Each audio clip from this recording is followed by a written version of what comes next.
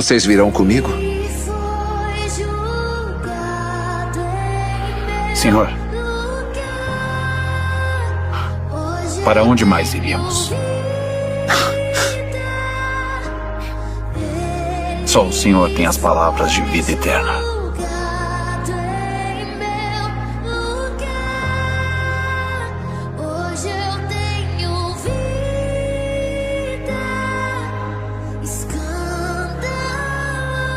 Não importa o que aconteça essa semana.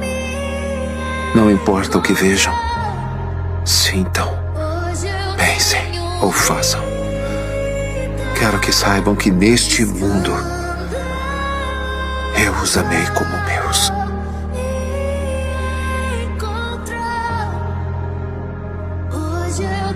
E vou amá-los até o fim.